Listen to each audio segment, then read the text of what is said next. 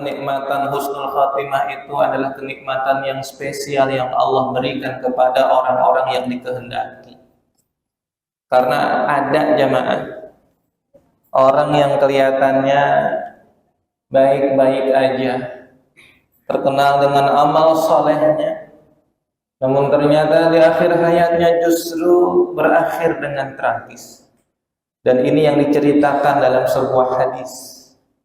Ketika Rasulullah SAW menyampaikan kepada para sahabat lagi ngumpul-ngumpul kayak gini, sahabat itu tahu ada laki-laki yang gagah berani kalau misalkan bertempur, berperang, jihad fisabilillah, selalu di saf paling depan. Orang tahu dia gagah berani menghadapi musuh-musuh Islam paling berani. Tapi Nabi menyampaikan kepada para sahabat yang bikin para sahabat syok. Man ahabba an yanzura ila rajulin min ahli an-nar falyanzur ila hadha. Barang siapa di antara kalian yang ingin mengetahui ciri-ciri penghuni neraka, lihat laki-laki itu. Ketika Nabi menunjuk laki-laki tersebut, para sahabat pun syok, terkaget-kaget. Orang yang dikenal dengan kebaikan, perjuangan, keberanian, namun Nabi menyampaikan ia penghuni neraka. Wajar Nabi mengatakan demikian. Beliau Nabi punya informasi langsung dari langit. Kalau kita bukan Nabi, tidak punya hak untuk memvonis seseorang ahli nar, ahli neraka, nggak punya hak. Karena kita nggak tahu akhir hayat seseorang. Tapi kalau Nabi sudah tahu, karena mendapatkan wahyu dari Allah Subhanahu wa taala. Wa ma yantiqu 'anil hawa in huwa illa wahyu yuha. Dan benar saja jemaah. Ketika sahabat penasaran, mereka melakukan investigasi, membuntuti orang yang tadi disebut sebagai ahli neraka. Dan ketika melakukan sebuah jihad, misi jihad yang sangat mulia, orang tersebut terluka parah. Saking parahnya, dia nggak menahan rasa sakit yang menggerogoti seluruh anggota tubuhnya. Saking nggak kuatnya, dia ambil pedangnya, dia hunuskan pedangnya tepat di dadanya. Dan laki-laki itu mati dalam keadaan su'ul khatimah, persis seperti yang disabdakan Rasulullah sallallahu alaihi wasallam. Maka Imam Ibnu Rajab Al-Hambali rahimahullah memberikan satu nasihat terkait dengan kondisi hadis ini, fakta hadis ini yang menunjukkan bahwa ada banyak orang yang kelihatannya baik-baik saja namun berakhir su'ul khatimah. Mengapa? Karena boleh jadi ketika ia menunjukkan amal kebaikan di hadapan orang, dia menyimpan sesuatu di dalam hatinya, motif-motif terselubung yang dia simpan, yang pada akhirnya di akhir hayatnya dibongkar, diungkapkan oleh Allah Subhanahu wa ta'ala. Maka Nabi mengatakan innamal a'malu bil khawatim. Amal itu dilihat dari penutupnya. Ketika kita mampu mempertahankan amal soleh kita sampai babak akhir, sampai nanti kematian datang, sampai nanti ajal datang menjemput kita, maka itulah yang disebut sebagai akhir yang husnul khatimah. Lagi-lagi kita minta kepada Allah, Allahumma inna nas'aluka husnal khatimah wa na'udzubika min su'il khatimah. Maka Nabi menyampaikan jangan bangga dengan amal-amal soleh yang udah kita kerjakan. Kenapa? Karena nggak ada yang jamin. Nggak ada yang jamin kita bisa sampai istiqamah sampai akhir hayat. Nggak ada yang jamin. Kita hanya bisa berusaha. Jangan sampai ada perasaan ujub, bangga diri dengan amal yang sudah kita kerjakan. Maka Di antara langkah agar kita mendapatkan karunia husnul khotimah, yakni dengan senantiasa memperbanyak muhasabah diri. Dan malam hari ini bertepatan dengan momentum akhir tahun miladiah, tahun Masehi jamaah sekalian, di tahun 2024 yang banyak cerita, banyak kejadian, banyak perjalanan hidup kita yang sudah kita lalui dari tanggal 1 Januari sampai akhir Desember ini, yang semuanya telah dicatat di sisi Allah Subhanahu wa Ta'ala, yang semuanya kelak nanti akan menjadi saksi. Bahkan tempat duduk yang bapak-bapak, ibu-ibu duduki pada malam hari ini kelak nanti akan bersaksi di hadapan Allah Subhanahu wa Ta'ala. Kita hafal betul ayatnya, al-yawma nakhtimu ala afwahihim wa tukallimuna aydihim wa tashhadu arjuluhum bima kanu yaksibun. Di ayat yang lain Allah Subhanahu wa Ta'ala menggambarkan, yauma idzin tuhadditsu akhbaraha, kelak nanti bumi yang kita pijak, lantai yang kita duduki akan bersaksi, diberikan kesempatan berbicara di hadapan Allah. Maka bersyukurlah jamaah, ada bekas-bekas duduk jamaah di sini. Ketika ta'lim, ketika sujud, ketika salat di Masjid Al-Hidayah ini, semakin banyak bekas-bekas sujud, semakin ringan hisab kita di yaumul akhir. Makanya ketika salat sunnah ba'diyah tadi, kita dianjurkan untuk apa? Pindah tempat. Biar apa jamaah? Biar nanti bekas-bekas sujud kita bersaksi di hadapan Allah Subhanahu wa Ta'ala.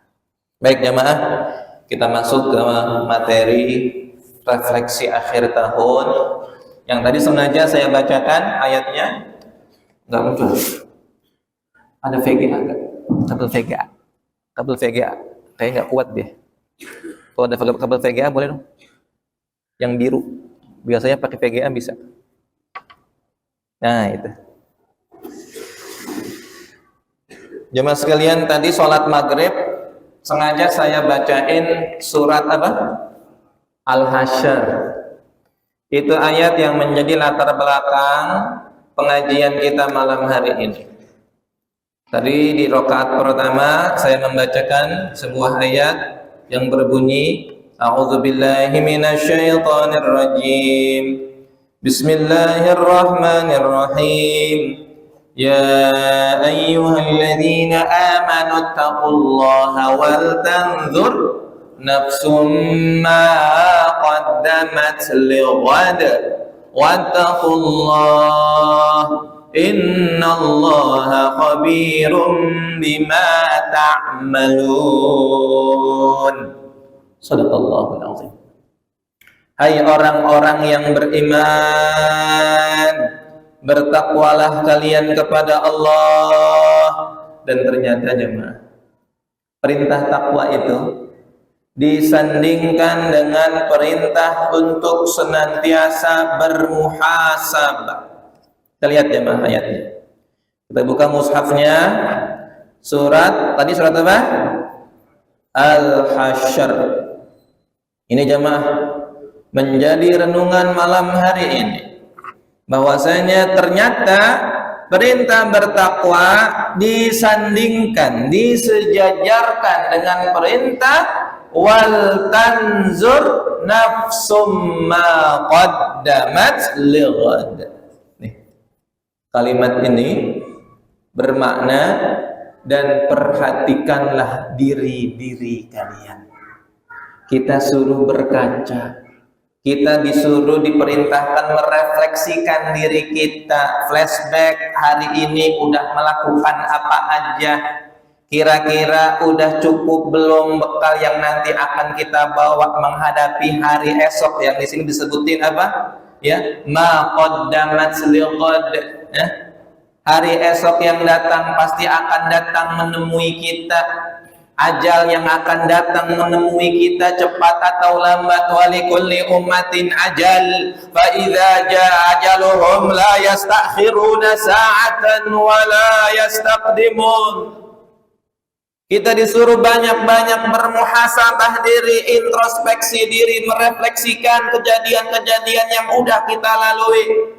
Apakah selama tahun 2024 masih banyak hal-hal yang belum kita maksimalkan ibadah di hadapan Allah, yang kita berkomitmen kelak di 2025 kita berkomitmen, berjanji, bersungguh-sungguh, bermujahadah untuk lebih baik lagi di hadapan Allah Subhanahu wa taala. Dan mudah-mudahan jamaah Al-Hidayah tahun 2025 semuanya diberikan kemudahan untuk menjadi pribadi yang lebih baik dibandingkan tahun-tahun sebelumnya. Jamaah, lebih baik ibadahnya, lebih baik ketaatannya, lebih baik kesehatannya, lebih baik lagi rezekinya.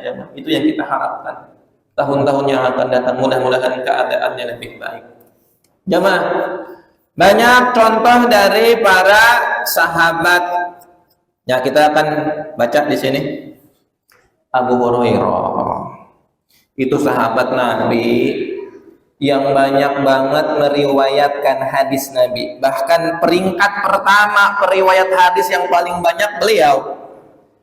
Beliau sadar diri jamaah, masuk Islamnya belakangan, ibarat kata junior dalam hal usia keislaman. Makanya beliau melakukan apa? Melakukan amal yang dilipat gandakan pahalanya. Dengan apa? Dengan senantiasa duduk di majlis Nabi, mendengarkan kajian hadis-hadis Nabi. Beliau sadar betul kalau amalnya biasa-biasa saja akan tertinggal dengan sahabat-sahabat as-sabiqunal awwalun yang udah lebih dulu masuk Islam. Makanya beliau pepet terus Nabi, hadir terus, nggak pernah absen. Wajar beliau itu ya menjadi salah seorang sahabat yang banyak meriwayatkan hadis. Tapi tahukah kita jamaah, sekali Abu Hurairah di akhir hayatnya jamaah, beliau ketika itu ditanya oleh orang-orang yang nengokin di saat beliau lagi sakit keras jamaah, ya, kaifa asbahta, gimana kabar engkau wahai Abu Hurairah pagi hari ini, udah enakan? Apakah udah mendingan? Tiba-tiba Abu Hurairah radhiyallahu an menangis. Beliau menangisi kondisi dirinya jemaah. Bukan menangisi apa yang disampaikan di dalam sini jemaah. Memikirkan dunianya, memikirkan rezekinya, memikirkan nafkahnya, bukan jemaah. Beliau memikirkan tentang tulus safar, perjalanan yang sangat panjang menuju negeri yang abadi, yang kadar perjalanannya bukan sehari dua hari, bukan seminggu dua minggu, bukan sebagaimana kita pulang kampung halaman yang ada batas waktunya. Tulus safar inilah yang Abu Hurairah khawatirkan, karena beliau sadar diri masih banyak amal-amal yang belum dilakukan. Bekalnya merasa belum cukup ketika dia harus berpulang di hadapan Allah Subhanahu wa taala menuju kampung akhirat. Beliau mengkhawatirkan zadun qalilun wala adri. Bekalku hanya sedikit, sedangkan perjalanan menuju kampung akhirat sangatlah panjang dan lama. Fi yaumin kana miqdaruhu 50,000 sanah. Satu hari perjalanan di kampung akhirat 50.000 tahun perjalanan di dunia aja sekalian. Maka Abu Hurairah merasakan khawatir. Kita aja pulang kampung ketika bawa bekal di saat safar perjalanan enggak berani bawa bekal pas-pasan. Kenapa? Takut nanti di tengah jalan kehabisan bekal, merepotkan diri kita. Namun banyak orang yang abai dengan bekal yang nanti akan dibawa di kampung akhirat. Imam Syafi'i rahimahullah, imam yang followersnya, pengikutnya itu terbanyak, apalagi di negeri Indonesia ini jamaah, pengikut madhab Syafi'i, pengikut yang paling ya mendominasi negeri kita. Di negara-negara lain pun demikian. Ilmu beliau tidak diragukan lagi. karya-karya beliau tidak diragukan lagi, kontribusi beliau dalam Islam, dalam umat ini tidak diragukan lagi, amal soleh beliau. Gak ada yang bisa di antara kita yang mampu melampaui amalnya Imam Syafi'i rahimahullah. Yang kita kenal bagaimana beliau ketika mengkhatamkan Quran. Mengkhatamkan Quran yang gak kaleng-kaleng jamaah. Gak seperti kita yang mungkin targetnya hanya 1 kali khatam, 2 kali khatam. Beliau terkenal dengan mengkhatamkan Quran 1 hari 2 kali khatam Al-Quran. Namun kita ketahui sebegitu hebatnya amal soleh beliau di saat Imam Syafi'i sakit. Beliau ditanya oleh murid-muridnya. Ini kesaksian dari muridnya bernama Imam Al-Muzanni rahimahullah. Ketika bertanya kepada gurunya, gimana kabarnya? Apakah sudah kesehatan? Kemudian ditanya, kenapa kok kelihatannya sedih, kelihatannya khawatir? Ternyata beliau mengkhawatirkan apa jamaah? Sama seperti yang Abu Hurairah khawatirkan.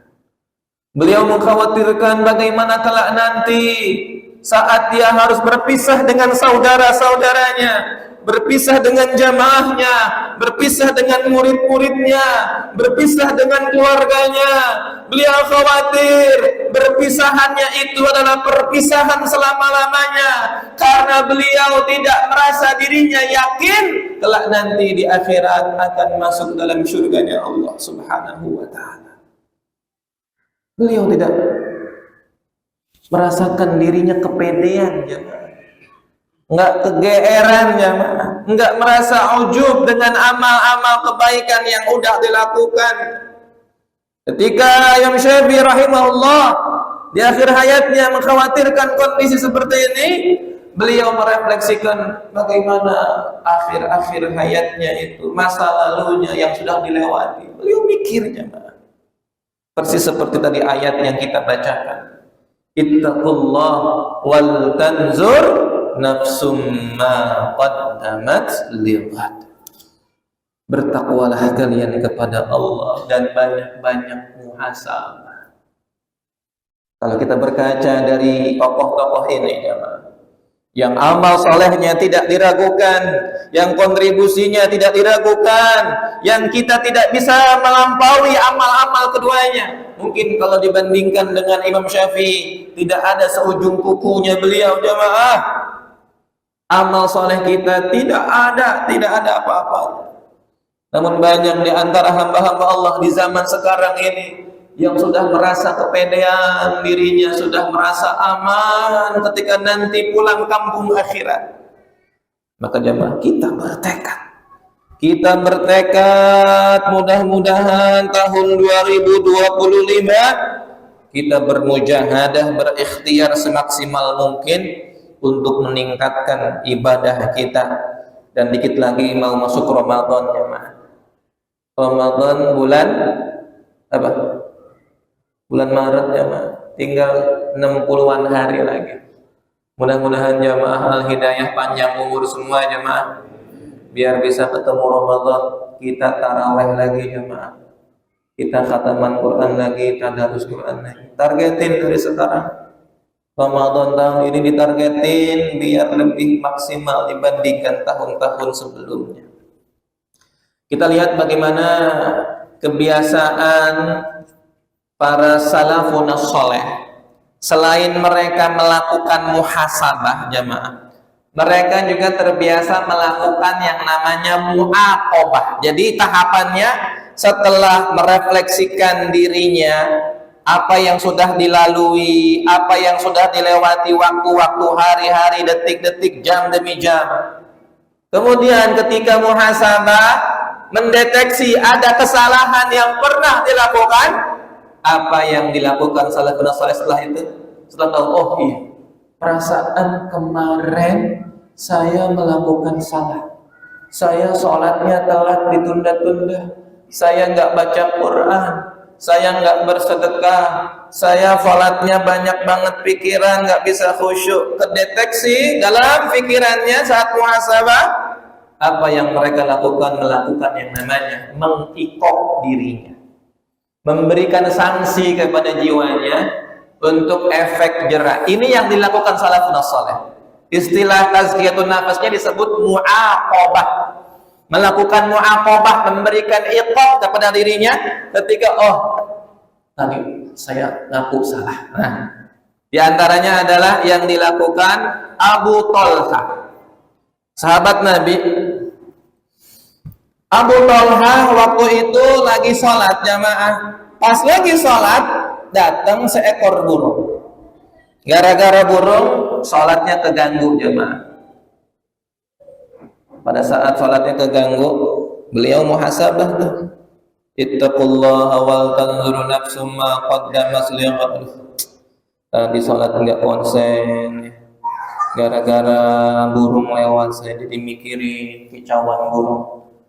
Maka jamaah, yang dilakukan Abu Thalha setelah beliau muhasabah, beliau saat itu melakukan iqab dengan cara apa?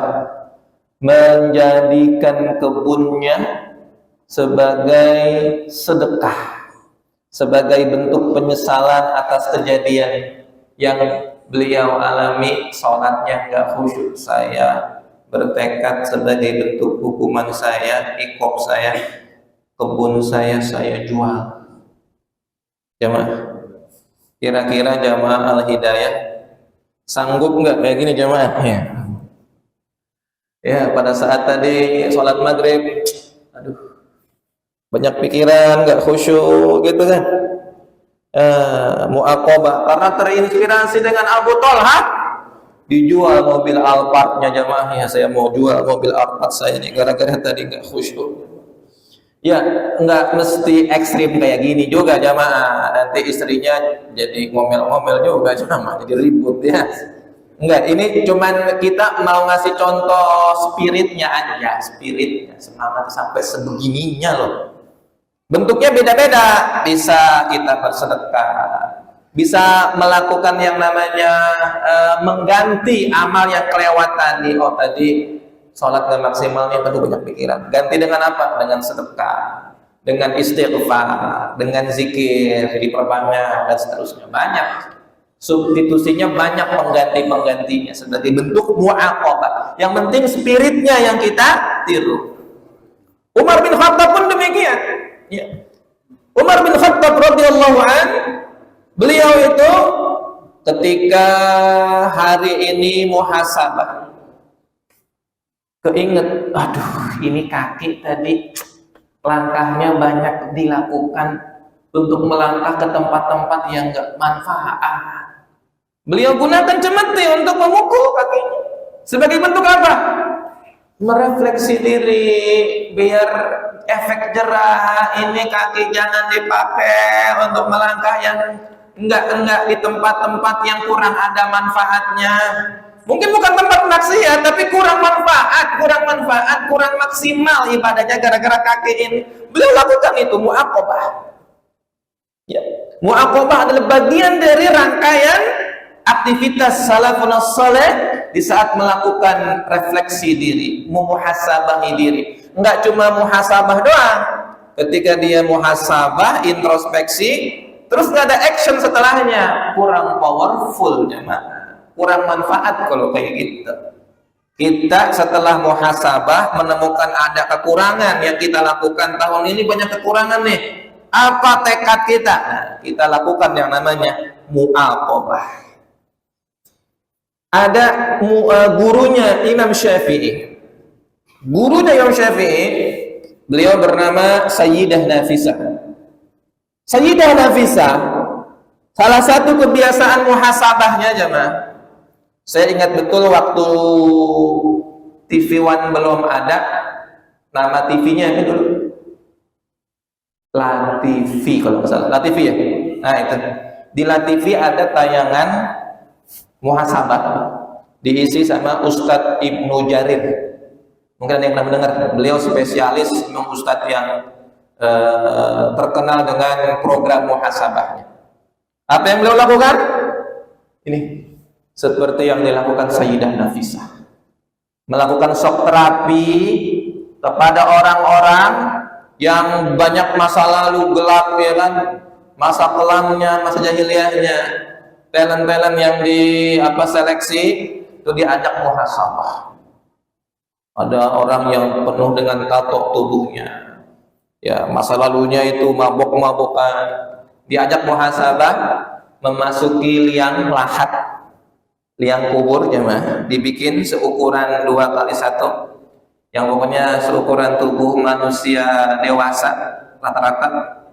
Di situ jemaah dibacain ayat-ayat, dinarasikan tentang bagaimana orang yang di alam kubur, dibayangkan, diimajinasikan, dinarasikan, disampaikan nasihat-nasihat dan tausiah-tausiah. Bayangkan engkau di alam kubur ini sendiri, gelap gulita, banyak orang yang mau kembali ke dunia, Rabbirji'un, meminta-minta kepada Allah.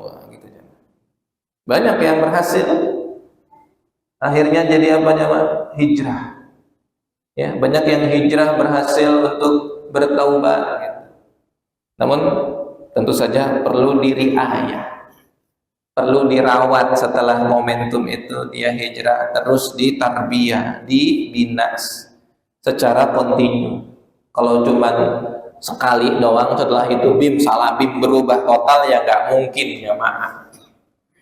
Itu programnya bagus banget, banyak banget yang pada akhirnya terinspirasi. Dan ternyata ini terinspirasi dari Sayyidah Nafisah, gurunya Imam Syafi'i rahimahullah. Jadi Imam Syafi'i punya guru dari kalangan muslimah. Jadi guru beliau bukan para syekh saja, tapi syekhah juga. Di antaranya adalah Sayyidah Nafisah. Ini seorang ya ahli Quran.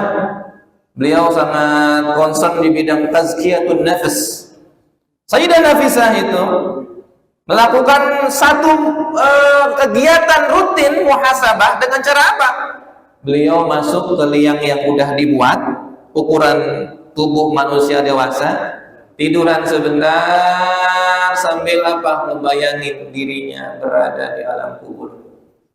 Nanti jamaah coba searching di berita Kompas. Saya pernah nemuin berita tentang satu layanan terapi kematian yang laku keras, yang ternyata ini diadopsi orang-orang Korea Selatan. Nanti cari di Korsel itu ada satu layanan jasa untuk menterapi orang-orang yang udah hopeless, udah banyak masalah, putus asa, bingung gitu dengan kehidupannya yang serba banyak problematika. Salah satu terapinya apa? Terapi ingat mati. Mereka didandanin layaknya jenazah gitu, kemudian dimasukin ke peti sebagaimana jenazah orang-orang Korea Selatan. Kemudian nanti ada petugas yang menarasikan, ya, membayangkan bahwa itulah kematian.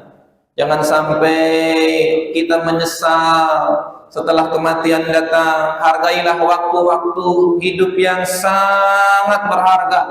Jadi banyak jamaah, ya, orang-orang yang menggunakan jasa layanan ini, ya, setelah mengikuti sesi program terapi kematian ini, menyadari betapa pentingnya waktu yang dikasih. Kehidupan sangat berharga, makanya mereka itu bertekad setelah sesi muhasabah versi mereka itu menjadi pribadi yang lebih baik. Dan ternyata ini sudah jauh-jauh hari dilakukan oleh Sayyidah Nafisah. Dan sahabat-sahabat tahu ada ulama-ulama yang lain, salafun saleh yang lain. Saya mencatat beberapa salafun saleh yang melakukan terapi seperti ini. Sayyidah Nafisah, ada Imam Rabi' rahimahullah pun sama. Beliau juga melakukan terapi kematian, muhasabah, berkontemplasi, membayangkan dirinya berada di alam kubur, sehingga setelah sesi itu beliau semangat lagi. Yang namanya orang kan, ya, kadang-kadang semangat, kadang-kadang loyo, wajar, semuanya begitu. Kadang-kadang ada masa-masa futur, ada masa-masa biroh, hamasah. Al-iman yazidu wa yanqus. Iman begitu, fluktuatif. kadang-kadang naik, kadang-kadang turun. Maka di antara cara kita untuk menaik ya, mengupgrade ya, traffic keimanan kita, ini muhasabah. Waktu zaman saya rohis dulu zaman, yang bikin saya akhirnya tertarik mengikuti kegiatan rohis waktu di zaman sekolah dulu. Tahu jamaah apa? Ini muhasabah. Saya ingat betul ketika kata-kata kelas itu menjalankan satu kegiatan yang disebut sebagai daurah, ya, pelatihan untuk adik-adik kelas yang baru masuk, ya, yang mereka nanti dilatih untuk menjadi pengurus rohis. Dan salah satu kegiatan yang paling diminati saat itu adalah kegiatan muhasabah. Kenapa? Karena dengan muhasabah dia bisa ya menyesali apa-apa yang sudah dilaluinya, apa yang sudah dilewati. Dan banyak jamaah alhamdulillah orang-orang yang terinspirasi menjadi pribadi yang ingin merubah dirinya ke arah yang lebih baik. Inilah pesan dari Umar bin Khattab radhiyallahu anhu. Dilihat jemaah. Hasibu anfusakum qabla an tuhasabu. Ini pesan beliau. Saking pentingnya muhasabah. Ya tekniknya enggak mesti kayak tadi jemaah. Jemaah cukup duduk berkontemplasi, merenungi hari-hari yang udah kita lewatin. Kita ingat apa yang kurang-kurang. Sebagai ayah, kita kira-kira kurangnya apa nih? Sebagai seorang ibu, kita kurangnya apa? Sebagai seorang suami, sebagai seorang istri, sebagai seorang anak, sebagai seorang kepala keluarga, sebagai hamba Allah, kita refleksi lagi jemaah. Bayangin, ingat-ingat apa yang udah kita lalui. Kalau ada yang kurang-kurang, kita istighfari.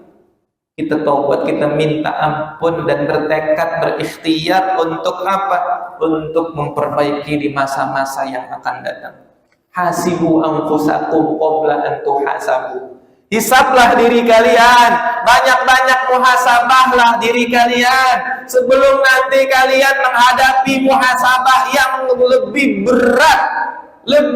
berat dan menyiksa manusia. Di yaumul hisab, momentum yaumul hisab itu jemaah mengerikan. Nabi jauh-jauh hari udah ngasih tahu sama kita. Nih jemaah. Man husiba uzziba. Barang siapa yang dihisab di sisi Allah pada saat yaumul hisab, dia sejatinya sudah disiksa sebelum mendapatkan siksaan di neraka. Di saat menghadapi persidangan yaumul hisab, dia udah ngerasain siksaan batin. Kita coba lihat orang-orang yang disidang jemaah. Ya. Yang disidang keluar masuk persidangan, ketika dibongkar semua chatnya, dibongkar semua CCTV-nya,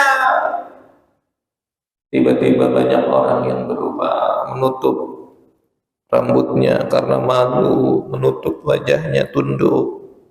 Kenapa? Malu, capek. Dulu masih ingat banget ketika persidangan seorang yang dituduh melakukan pembunuhan gara-gara kopi sianida. Siapa namanya? Itu Jessica, tahu lah ya. Berarti update itu. Itu kan persidangannya tiap hari. Ngelihatnya kesian, capek. CCTV diperlihatkan, chatnya dari zaman waktu di Australia, di track recordnya. Aduh, capek jemaah. Itu sidang kayak gitu aja capek. Yang masih banyak intrik-intriknya, yang masih bisa direkayasa, capek. Tapi nanti yang udah nggak ada rekayasa jemaah, lebih capek. Makanya Nabi wajar mengatakan man husiba uzziba. Orang yang dihisab pasti dia akan tersiksa. Sehingga Aisyah pun mengkonfirmasi. Qalat Aisyah radhiyallahu anha, faqultu awalaysa yaqulu Allah ta'ala fasawfa yuhasabu hisaban yasira. Ya Rasulullah, kok tadi mengatakan orang yang dihisab udah pasti tersiksa. Bukankah ada ayat Allah yang mengatakan fasaufa yuhasabu hisaban yasira?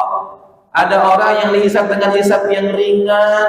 Itu ada ayatnya kan? Di surat Al-Insyiqaq ayat 8. Nabi menjelaskan yang dimaksud hisaban yasira innama dzalikal 'ard. Namanya 'ard. Apa 'ard itu? 'Ard adalah persidangan yang dilakukan secara cepat, ringan, enggak bertele-tele, tidak di blow up, hanya Allah dan pelaku saja berdua, dan pelaksanaannya dipermudah, diringankan. Makanya Nabi ngajarin kita. Aisyah sering dengerin Nabi doa, Allahumma hasibni hisaban yasira. Ya, kita baca bareng-bareng. Bismillahirrahmanirrahim. Bareng-bareng jemaah. Bismillahirrahmanirrahim. Allahumma hasibni hisaban yasira. Itu yang diajarkan Nabi sering doa itu. Ya Allah, hisablah diriku dengan hisab yang ringan yang disebut al-'ard tadi. Ya. Hisab yang cepat dan tidak dipermalukan, hanya berdua dengan Allah saja. Tapi sebaliknya, orang yang dihisab dengan menuqishal hisab yahlik. Siapa orang yang nanti dia berhisab di sidang dengan sidang yang disebut sidang munaqashah, sidang yang terperinci, detail, diaudit sampai ke akar-akarnya, maka udah pasti binasa. Maka jamaah, hisab itu ada dua model. Yang pertama tadi apa? Al-ard namanya. Yang kedua, hisab munaqashah. Nah, kalau al-ard itu pemaparan, ya, amalan yang hanya dia dengan Allah saja. Nah, ini nih hadisnya ya. Ma minkum min ahadin illa sayukallimu rabbuhu laisa bainahu wa bainahu turjuman wala hijabun yahjubuhu. Kemudian hadis yang lain mengatakan di sini jamaah tentang bagaimana doa Nabi tadi, Allahumma hasibni hisaban yasira. Nah, ini tadi tentang al-ard ini. Ketika ada orang yang dihisab dengan al-ard, mereka itu orang-orang yang insya Allah mudah-mudahan jamaah al-hidayah termasuk orang yang dihisab dengan hisab yang al-ard, hisab yang dipermudah. Di sini sebutin jamaah, yaqulu innallaha yudnil mu'min fayadhu alaihi kanafahu wa yasturuhu fayaqul ata'rifu dhanban kadza ata'rifu dhanban kadza.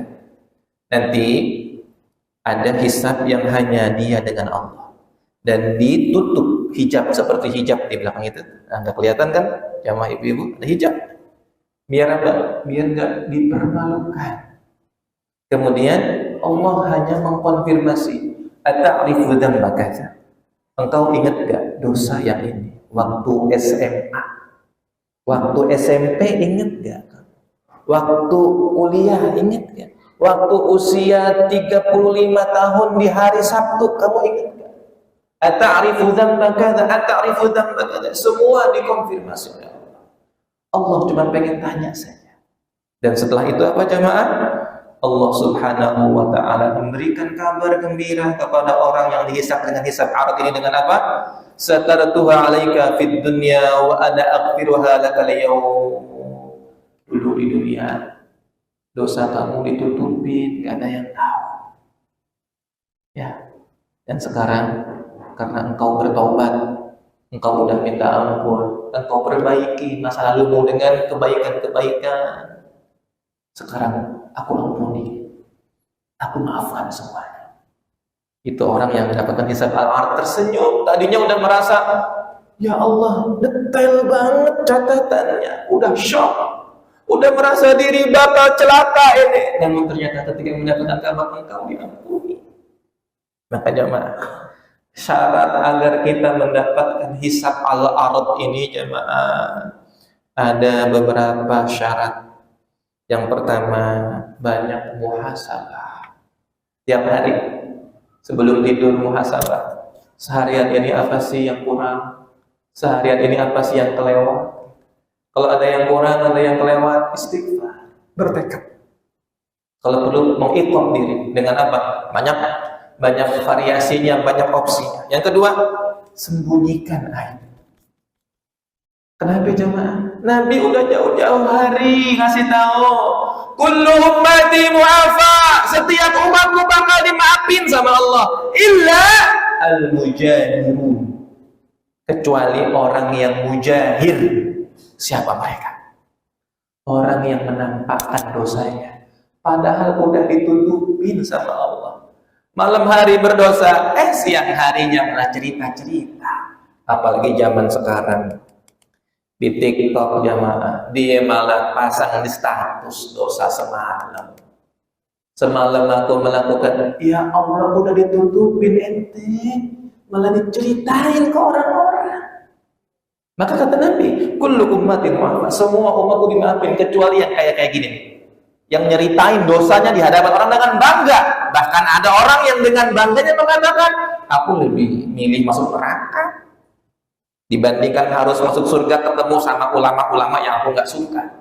Kalau di neraka aku bisa ketemu artis-artis apa yang aku pengen emang ketemu, artis Hollywood favorit aku. Itu ada yang dengan bangganya mempublikasi dosanya di hadapan orang banyak.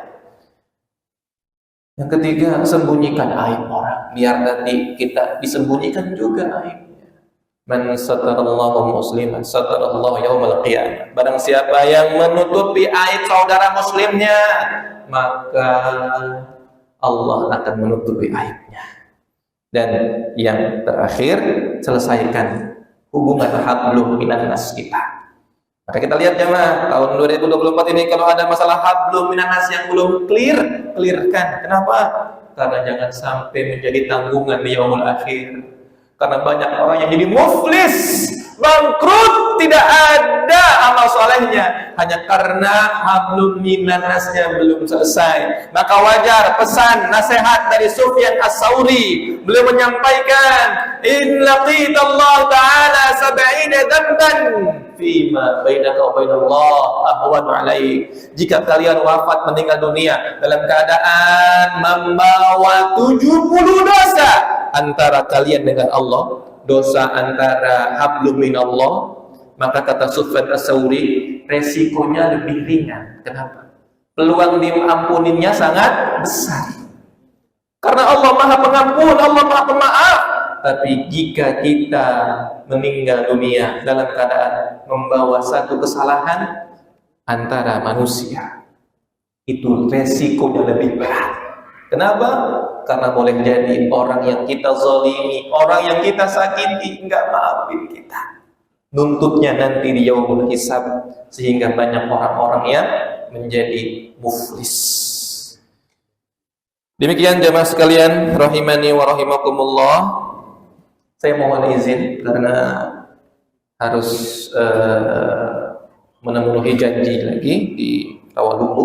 Sudah sampaikan kepada pengurus sebelum Isya, mohon undur diri pamit. Jadi mudah-mudahan sekali lagi kita berdoa kepada Allah, mudah-mudahan kita mampu menutup 2024 ini dengan amal soleh, dan sehingga 2025 keadaan kita semakin baik lagi, dan semakin rezekinya semakin lancar, semakin sehat walafiat, dan Allah tutup di akhir hidup kita dengan husnul khatimah. Subhanakallahumma wa bihamdika asyhadu an la ilaha illa anta astaghfiruka wa atubu ilaik. Kurang lebih mohon maaf. Assalamualaikum warahmatullahi wabarakatuh.